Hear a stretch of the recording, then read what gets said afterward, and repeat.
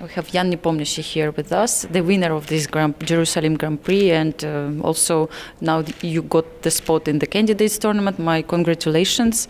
And okay, first of all, let's speak about this game. It was a really crazy game for the second game in the final. What do you think?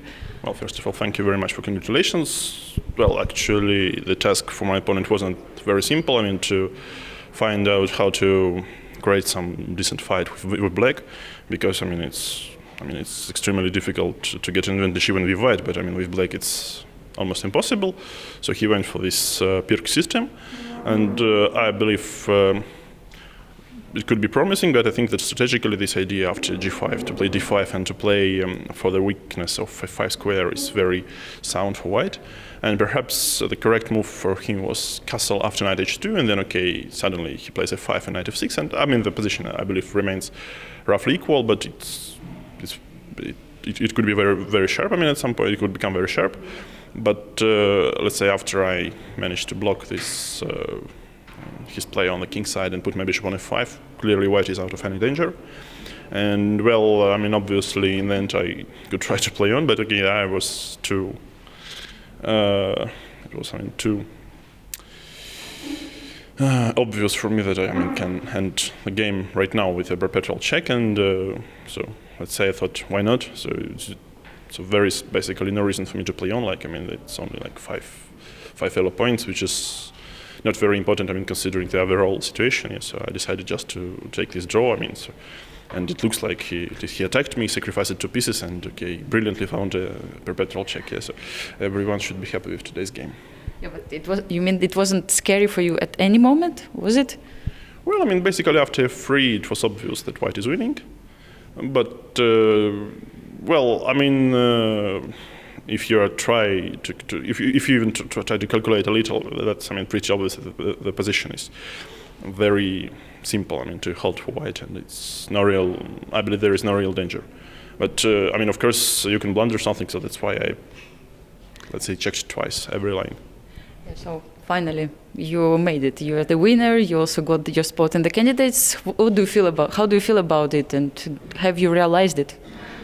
Well, I should say something that it's very mixed feelings here, because it was a very busy and tough year, and actually my strategy was not to qualify for London in Grand Chess Tour, because I knew that London, almost clashes with the last leg in Jerusalem, which I supposed would be very, very important. You mean you were avoiding to get to Grand Chess Tour finals? Yeah, I mean, of course, if I would play better in Grand Chess Tour, I would be happy, because I had several chances, to win classical events, and I could play better in rapid events. And actually in Kolkata, it was very important, and at some point Vichy could overrun, let's say, Maxim, and but he should have taken 6th place or something, and it was very important for me to play well, not to let Vichy take 6th place. Yes, so I just did my best in blitz, and somehow I finished the first. I mean, in front of Vichy, and it was kind of important. Yes, so my, let's say, long-term strategy. Yeah, I mean, it's too clever probably. Yeah, but of course, if to be serious, that's a big, I think. That's a big moment in my career, and let's say the run is still on, yeah, and that's also a little bit difficult, because of course I'm very tired after this year, and I desperately need some rest. So, and probably there will be no rest, because I should prepare for candidates right now. What was the toughest match in this Grand Prix event? I would say obviously against Paris. Because, well, actually, when I came back from Kolkata, I had a bad jet lag in Kolkata, and I got sick there, and it took me almost 1 week and more to recover. So basically, in the first day, I just couldn't play. So I was happy that he answered, let's say positively for my draw offer. And then, okay, I got out prepared in the second game, and okay, clearly I was losing by force. And well, even the tie break wasn't that simple, despite the score 2-0.